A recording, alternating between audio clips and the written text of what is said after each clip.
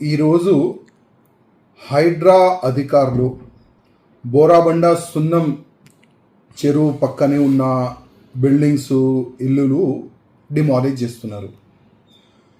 నేను హైడ్రా కమిషనర్ గారికి అదేవిధంగా తెలంగాణ ముఖ్యమంత్రి గారికి ఇంతకుముందు కూడా చెప్పిన, ఇవాళ కూడా చెప్తున్నా, ఈ ఫాతిమా ఓవైసీ కాలేజ్ని మీరు ఎప్పుడు డిమాలిష్ చేస్తారు? వాళ్ళకి నోటీస్ కూడా పంపించేసినారు. మళ్ళీ ఇంకా లేట్ ఎందుకు అవుతుంది? ఇవాళ జనాలు అంటున్నారు ఈ హైడ్రా కాదు, ఇది హైడ్రామా నడుస్తుంది. పేదోళ్ళది ఇల్లులు పొలగొట్టడానికి ఇమీడియట్గా వీళ్ళ దగ్గర జేసీపీలు పెద్ద పెద్ద మిషన్లు దొరుకుతుంది. మళ్ళీ ఈ ఫాతిమా కాలేజ్ని పలగొట్టడానికి ఎందుకు ఇంత లేట్ అవుతుంది?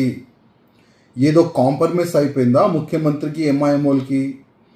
లేక అక్బరుద్దీన్ ఓవైసీ వార్నింగ్ ఇస్తే ముఖ్యమంత్రి గారు భయపడ్డారా అని జనాల్లో ఈ విధంగా ఒక చర్చ జరుగుతుంది.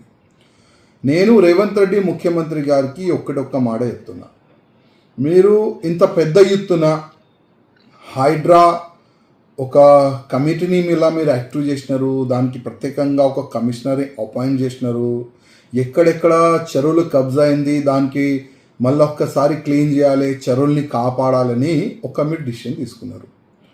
కానీ ఎప్పటి వరకు మీరు ఓవైసీ కాలేజ్ని డిమాలిష్ చేయరు అప్పటి వరకు మీరు ఫెయిల్ అనుకోండి. అప్పటి వరకు మీరు ఫెయిల్. ఏ రోజు మీరు ఫాతిమా ఓవైసీ కాలేజ్ని డిమాలిష్ చేస్తారు కదా, మొత్తం తెలంగాణకి మీరు హీరో అవుతారు. నేను ఓపెన్ చెప్తున్నా, మీరు తెలంగాణకి హీరో అవుతారు.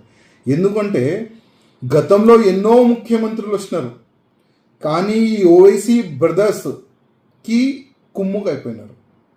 ఈ ఓవైసీ బ్రదర్స్కి భయపడి పనిచేసినారు. అదే వీళ్ళు బెనిఫిట్ తీసుకొని చెరువుల్ని కబ్జా చేసుకున్నారు, గవర్నమెంట్ ల్యాండ్ని కబ్జా చేసుకున్నారు. చాలా వరకు వీళ్ళు ఎమ్మెల్యేస్ కానీ వీళ్ళు కార్పొరేటర్స్ కానీ ఒక టీం తయారు చేసి, ఒక మా భాషలో ల్యాండ్ జిహాద్ ఒక టీం తయారు చేసి వీళ్ళు ల్యాండ్ కబ్జా చేసుకున్నారు. ఇప్పుడు ముఖ్యమంత్రి గారు మీరైతే హైడ్రా కమిషనర్ నుంచి ఒక నోటీస్ అయితే పంపిస్తున్నారు, కానీ డిమాలిష్ ఏ రోజు చేస్తారు? తెలంగాణ ప్రజలు డేట్ అడుగుతున్నారు. ఆ డేట్ చెప్పాలని నేను ముఖ్యమంత్రి గారికి కోరుతున్నాను.